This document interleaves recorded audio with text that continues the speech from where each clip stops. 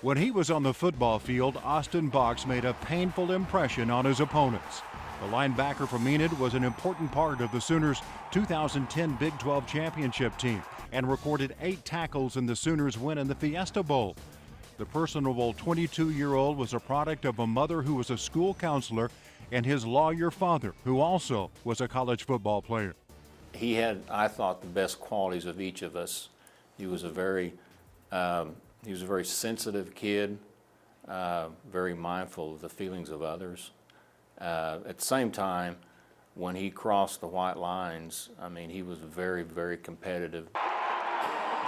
And it's tragically ironic. That competitive nature may have led to the addiction that ultimately ended his young, promising life. I want to tell you the story of how I think that it happened to Austin. And I always say think because I didn't know that Austin was abusing prescription drugs. You're in a high school classroom in Enid where Austin's mother, Gail, is speaking to and warning students.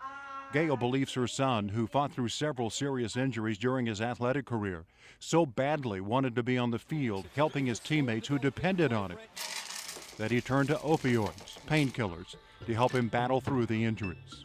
He had people who would give them to him, or he found ways to get prescription medications, prescription painkillers that were not his. Since her son's death, Gail has made it her mission to ring the alarm bell about the epidemic of prescription drug abuse to all who will listen. She does it through the Austin Box Foundation. When Austin overdosed, several painkillers were found in his system, including hydrocodone and oxycodone. These medications, the prescription drugs, took over his life and then took his life. The experts say the addiction feeds on itself and sometimes won't let go until it's too late. What happens often in the case of prescription drug abuse, they have it prescribed for a legitimate reason that they're struggling with pain, but it is such a highly addictive medication. Their brain, basically, their receptors bind to it, and they need more and more and more to feel normal or to alleviate the pain, because when you first use, it works. Then you build up a tolerance. Then you use more, and then you use more, and that's how we end up in an overdose situation. It could happen to anyone. Back in Enid, Gail believes there was another component to it as well. It just became emotional for him also. And I am the first one to say I don't use that as an excuse for anyone. I use that as a warning. But sometimes there's no warning about the impending danger. He hid it, clearly. I think he hid it because, he wouldn't want us to know. He was ashamed.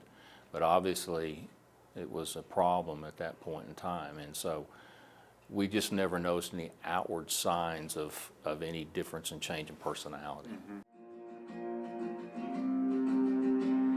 Although it's hard for Gail and Craig to watch, very hard, during her presentation to students, Gail includes a highlight reel of Austin's career, including a celebration in the OU locker room after one of Austin's big games when his teammates are calling his name.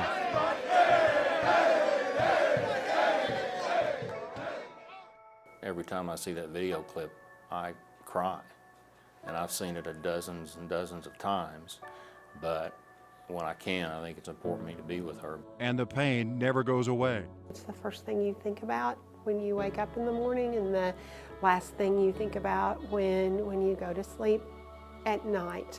But despite reliving the nightmare with every painful presentation, Gail Box believes her son is helping her. And I truly believe I feel Austin's presence when I do this. I know I'm exactly where he wants me to be. If we can prevent one parent from going through the pain that we have gone through and still go through, it's worth it.